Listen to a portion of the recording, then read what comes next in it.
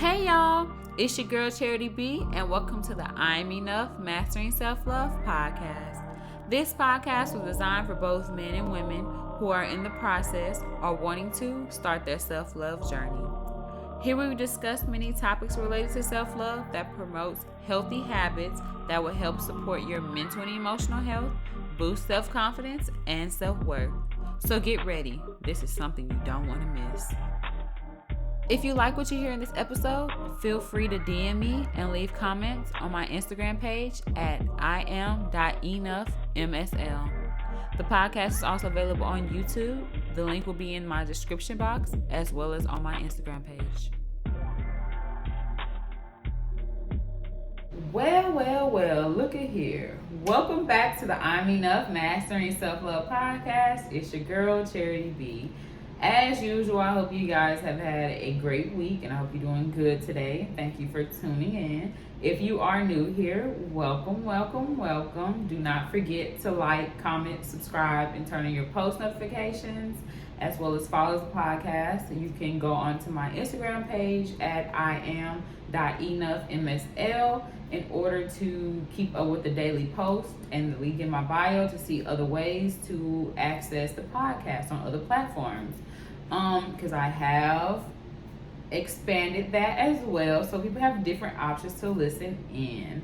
Do not forget to share with your family and your friends. You know what I say: your mama, your daddy, your uncle, your sister, your brother, your cousins, your grandma, and your grandpa, and extended family, all of them, because we all need a little bit of self-love to keep us going. With that being said, I hope you had a great Thanksgiving. I hope you stuffed yourself and you ate till you were happy. Some of us have to, work that off, but it don't matter as long as you had a good time, you fed yourself, and you was with your family. For those who could be with your family, yes, I hope you had a great time. Me, I worked. I had to work 9 to 6, but best believe I went from 9 to 5, and I took my hour lunch and I left. And then I spent some time with my family, my mother, as well, for a little bit before I came home and went to bed. But I ain't really just take that much Thanksgiving leftovers. I don't know about y'all, but Thanksgiving not really my favorite holiday, so it is what it is. Maybe because I work every Thanksgiving, because with my job I have to work a holiday or two in order to get like other holidays off. And for my preference, I prefer Christmas off and New Year's Eve and New Year's Day. So I was like, I'm just go ahead and work for Thanksgiving. So I do that every year until I find me a new job, which I'm praying to God that it just falls just falls right in front of me and I get the job, with no hesitation, no hassle. With that being said, so it was not that bad. It wasn't that bad. I can't complain, actually. I look forward to watching The Grinch on Christmas. So if y'all see a whole bunch of Grinch gifts in this video, it's okay, because I love The Grinch. We're like twins. Ask my friends about me. But yeah, with that being said, let's go ahead and get into this episode. This is episode number 9, and it's called Generational Curses, Breaking the Cycle. Yes, we're gonna get into we've been getting the nitty gritty close to the end of the year. Last episode was about family is not always family. I hope you guys enjoyed that episode as well.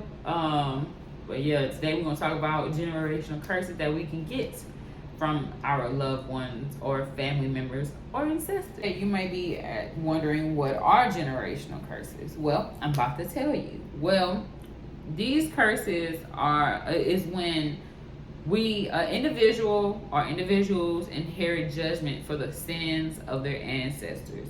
Curses that are passed down to us based off what our ancestors or parents did, based on how they lived and how they behaved. Those things were passed down to us.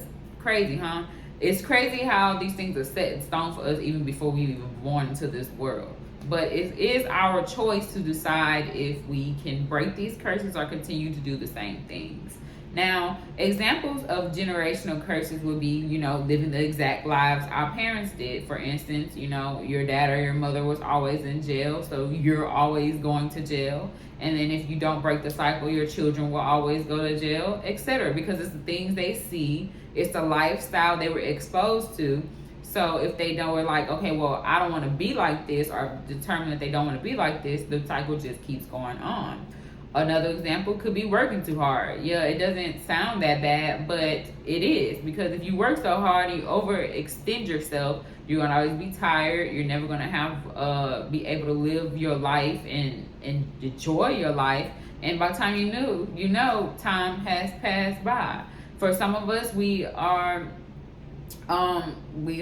probably been experienced to domestic violence, for instance, whether it's your mother or your father being a victim of domestic violence. Yes, men can be victims as well. Domestic violence doesn't have a specific gender that it's targeted towards. But if you've seen that as a kid, you probably are currently in a relationship where you have been abused, or previously been in a relationship where you have been verbally, physically, or emotionally abused, or you could have been in a situation where your dad or your mom was the aggressor or abuser in the relationship, and you've seen those things, and now you're the aggressor or have been the aggressor in a relationship because you thought those things were right, and that's how you go about handling things because it was what you saw as a child and that's what you learned. So yes, these things that we are taught, it goes to say that what we see and what we are taught has a great influence on these generational curses as well, and can definitely play a big role in whether it will be repeated in your life or your child's life or not.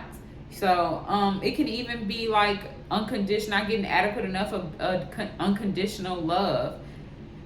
A lot of times, sometimes growing up, if your parents had a lot of kids, you probably had to watch each other while your parents worked, whether it was because they were a single parent or they just needed to make ends meet to make sure they met your financial needs, as far as, having clothes for you to go to school, or just to be, just have clothes or to put food on the table. So a lot of times they didn't have that time or energy to give you that love. They were trying to make sure financially that you and the family were okay. And a lot of times that can affect the child for not getting that unconditional love, because I don't know how else to say how important unconditional love is, but me being someone that did get it and seeing people who didn't get it, I know for a fact that unconditional love can mold a child in a great way, and it can help them grow. It helps them.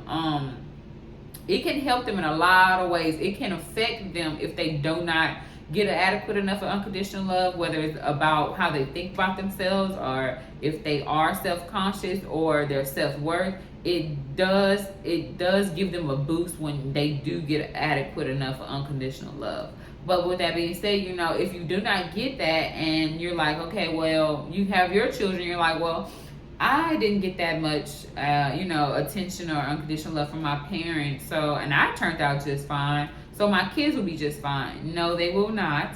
Because you remember, if you sit back and remember how that made you feel, you're going to be like, well, do I really want my child to feel that way? Because I know at some point as a child, it did affect you. Maybe growing up, as you put it on the back burner, it really didn't matter. But, you remember how those moments where you felt unloved. You would never want your child to feel that way either, even when it's not on purpose, because some things happen and our parents do the best they can to raise us. But because parenting is as you go, especially if you're a first time parent, it's just as you go. But you don't have to repeat the cycle. And for those who were loved by their parents or have been blessed with amazing guidance and lessons from their parents, we often want to pass down those things. But can those lessons really be deemed harmful? Have you really thought about that? Is there some things in the lessons that you were taught by your parents that they affect you negatively? You should think about that as well. That's another way, or another example of generational curses. Another one would be not learning basic life skills. Or if you sit back and think right now, are there some things that you learned as an adult or as you got older that you wish or you needed in order to survive or just have those basic life skills? For example, females are not really taught. You'd be surprised, a lot of females do not know what a pap smear is. And it's your annual examination as a woman once you reach 21 or when you become sexually active, and you have to get checked out to make sure you don't have cervical cancer. And I've met a lot of women who did not know what that is, and I'm like, your mama didn't tell you what a pap smear was? Back then I was a little, but I was just like, your mom will tell you, yeah, you gotta go get that, girl, especially if you haven't, you was having intercourse or whatever. So it's just those things they need.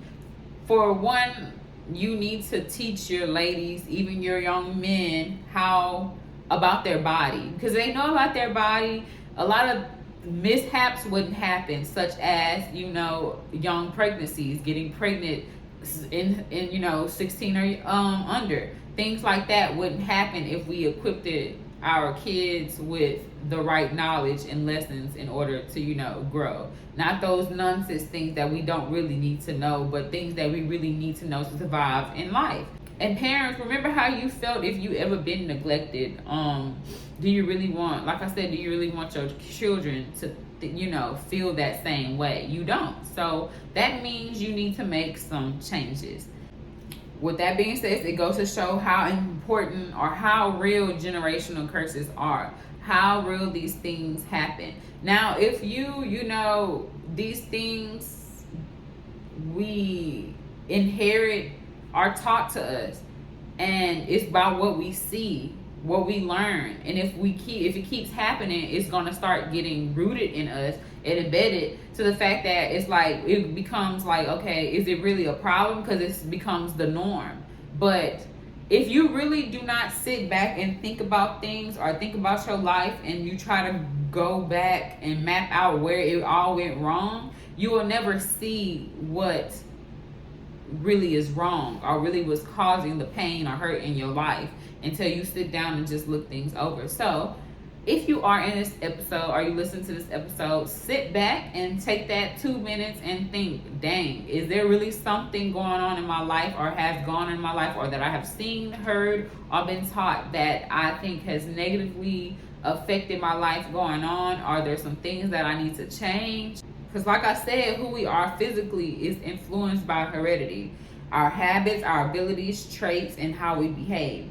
Not only can generational curses be passed down through the actions of our parents or our own experiences, but they can also be transferred by what we hear, the stories we were told. And growing up, we all remember some stories that we were told by our parents or family members, and the reasoning behind it or the reason behind the reaction behind it. And some of us even remember how we were treated and the way we felt. And hearing those things and hearing the emotions behind those things, they are all lessons we carry with us into adulthood. Like, it will just be like a memory in the back of our head. So if we are in that encounter, we're either going to act the same way, or we're going to be like, I don't want to feel the way that person feels, so I'm going to act a different way. These type of stories keep us connected to our past by causing us to act this in certain ways. So especially if it's like repetitive and it happens so often, you're gonna be like, okay, well, this is how I'm supposed to handle this situation because this is how I was told to handle this situation. And then without you even knowing, like I said, these things become embedded in you, it's rooted in you. And so now we gotta dig and get these roots out of you, these bad roots, so that we can grow as a person. Now that you know what generational curses are, a little bit about them, how can we break them? Now, as I always say, we all have a choice to decide if we let something overconsume us. But you really don't think there's a problem if, you never really sat back and just been like, is it a problem? But if you're here, you think that something's the problem, or you just want to listen in and see, get some information. So we're going to talk about how can we break this cycle, this continuous toxic cycle of whether if it's ranging from domestic violence or being a victim of domestic violence or just bad habits that you picked up from your parents. So we do not have to follow in our mother and father's footsteps, okay? What I can say about my mother, and I never really knew how real generational curses were. Of course, I was a child, but she would never be like, oh, you just like your daddy, or you just like me, if it was toxic or if it was a negative thing. She would never say that. And when I would say things like, oh, I'm just like, do I do this just like, you? She said, she would always tell me, don't pick up the bad things, just don't pick up those negative personality traits. Pick up the positive ones. And she would never say, okay, you just like me, to come, make me feel like, okay, I'm just like my mom, so I'm doing things right. If it was bad, she'd always be like, no, don't do that. We're not going to continue to do it. And it wasn't like on no hypocritical stuff. It was more so changing the process, She know where she went wrong. So moving forward, in order to prevent me from having to deal with those same curses, she would, try to move, tell me a different way to doing things, the better way of doing it. And I think that helped me as becoming the person I am, and gave me more, as well as her molding me with the unconditional love. It just gave me that skill I needed to boost my own positivity, my own self-worth, and my confidence with myself and knowing who I am. And I think that's why I turned out how I am. Remembering that everything starts with a choice. You have a choice. You're not a robot. Nobody has control over you. You have a choice to decide whether you like that toxicity or you do not like that toxicity. If you do like that toxicity, well, go ahead and do your thing. That's you. But for those who would like to change the outcome, a lot of things, whether it's, your parents were in debt, so I'm in debt, like breaking those type of cycles, if you know that it's negatively affecting you, you have a choice to. You need to sit down and think about, well, how can I change this? How can we make this different? You have to get to a point where you're tired of being tired of the same outcome. It shouldn't have to be like this, and it doesn't. We just have to sit back and think about what can we do to better our lives. I think the first thing that you need to do is repent for the sins of your fathers and your mothers, or even your ancestors if it wasn't your father and your mother. Repent for their sins so that you can be cleansed, and that won't fall on you. That energy or that negative vibe won't fall on you, so that when you do move forward and trying to figure out how to change the outcome of your life or your situation so those curses won't fall on you, I will repent.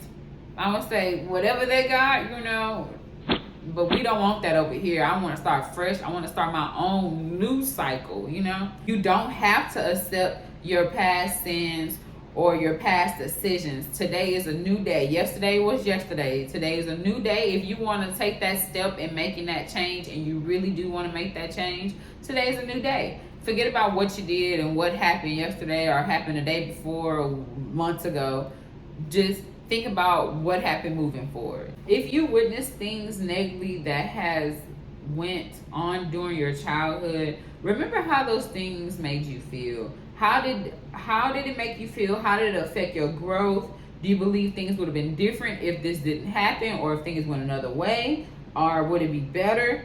How were you raised? Would you allow yourself to raise your children like that? I think that's a big thing. If you don't really, you can't, because I know people have a hard time caring about themselves when the damage is already done. But think about your future. Think about your generation going down. Think about the life that you're going to bring into this world. Do you want them to experience the same thing? Do you want them to go, if you can't really care about yourself and you think the damage is already done, think about your seeds. Think about what you put into this earth moving forward. Do you want it to be good, or do you want it to be bad? And a good example about generational curses, like biblically, would be like when Abraham lied about his wife being his sister. His son Isaac did the same thing with his wife Rebecca. His son Jacob, who was a deceiver, whole life affected due to his deceptions. And then his children tried to kill their younger brother, and ended up selling him to a slave. That was Joseph. And do you see how one lie just cursed the whole generation after generation after generation? That's what, 3 generations? Abraham, his son Isaac, Isaac's son Jacob, and then Jacob's children, because all of the deception and all the lies, how it just made it turned out to it started with a small lie and turned into something huge that affected them for centuries. And with this baggage and those sins, you aren't able to push forward. You can't evolve into the person you want to be or be that better person when there's like baggage on you. I always talk about this, how baggage can really, or these sins and these traumas and all that unwanted negative baggage can just be weighing on you and won't let you persevere in being that better person. Now, if you sit down and take all the life lessons that you were taught as a child, not saying that all of them are bad, but we can improve them. Like, for instance, your parents, like I said, your parents did the best they could in raising you. And there's some things that some people like, I wish my mother or father didn't do this. I wouldn't have turned out this way. I wouldn't feel this way about myself. It's nothing wrong, because the whole raising you doesn't have to be bad, the whole lessons and stuff, but it doesn't mean that we don't need to tweak some things. So you can take the lessons and the advice you were given at growing up, but you can tweak those lessons when you teach them to your children and their children and children. Like, you can improve over time. It's not saying everything was bad about the whole process, but that another way you can just break the cycle is tweaking those lessons that you will learn, improve them so that the cycle can be better or get better if you want to break the cycle. For example, like the working too hard thing. It's okay to have great work ethic, be determined to succeed, and want to have food and provide for your children or your family and yourself. It's good to want to work hard so you can make money to look good and to to have the things you never had. There's nothing wrong with that, but knowing when to take a break, knowing when to not let your work overconsume you and where you're tired and beat down and look like death and look like a zombie and stuff like that, and you're not able to spend time with your family. Take time off. Like I always say, use your PTO time? Yeah, that's it. Sorry, brain. But yeah, like, use that. Go on trips with your go on vacations. Do something. Have a self-care day. And even when you want to do something without your family, have a self-care day. Go get your hair done. Men, go get your hair cut. Go get your toes done. Get a pedicure, manicure.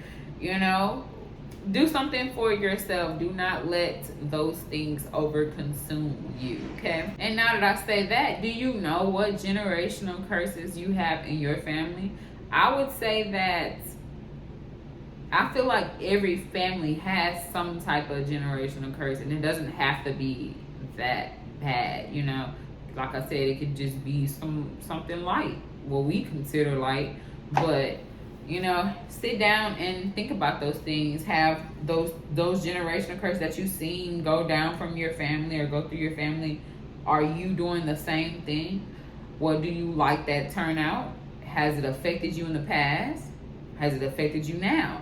Things like that. If you are religious, start praying, and that you break this cycle. The more you pray and you try to get that gone, it's going to eventually break. If you aren't religious, you just have to want something different. If you have that need to want something different, or if you saw that you lived in a broken home, you don't want to live in a broken home, so you make those changes that you need to make. Once you have figured out what those generational curses are in your family or that your family has experienced, you can start uprooting those bad roots and start mending the brokenness and make it whole again and making it complete. Do not be scared to seek out professional help if you need it. Some of our situations are different from others.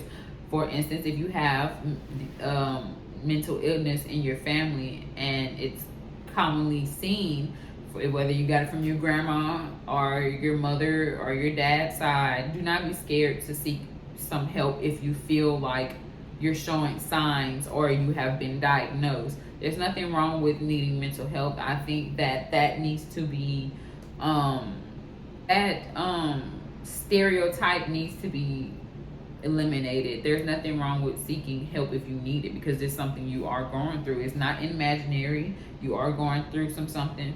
It's even if it's depression, because depression can be severe, and I'd rather you get help than to do something to harm yourself or others. So don't be scared to get that professional help. Yes, it can be a spiritual battle trying to break generational curses, but some things we just aren't able to face on our own, and we just need help. So do not be scared to get help. Going back to that breakdown I told you about Abraham's family and the curse they have of deception that was over their family for centuries, it took Joseph to break the cycle, and that was 4 generations in. And he chose a different route. He chose to be honest. He chose not to deceive people. He got in trouble a lot for being honest, but in the end he was rewarded for his honesty. He was rewarded as second in command for one of the biggest empires. So because he was faithful and he chose a different route than his father and his brothers, even after he was sold, even though something making those changes probably come with consequences, it's okay. In the end, you're going to be rewarded. And that goes to say, like I said, you do not have to repeat the cycle. You just have to want it enough to want to change the cycle. You have to want to be better. It can be breaking generational curses can be in all types of forms. It doesn't have to be something super big. We can be doing it without even realizing it, because as people get older and we remember a lot of things that happened to us when we were younger, especially the bad things, unfortunately, whether it was small or big, but we remember those things. We remember how we felt, and we remember those things so that when we're put in those positions again, we either do not want to, we're going to do something that will not allow us to experience that same hurt or pain or that negative feeling we felt again. And we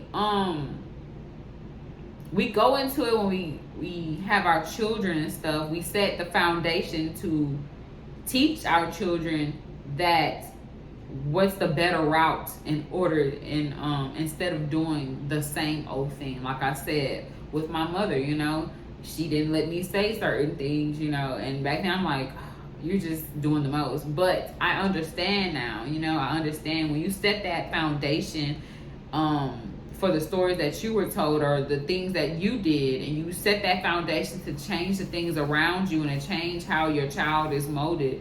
When they grow up, you're going to see that difference. That's your reward. When you been through a whole lot and you couldn't change it for yourself, but you're able to change it for your seed and the person you put on this earth, that's really pretty rewarding when you can see the difference, that they didn't have to go through the same thing that you went through.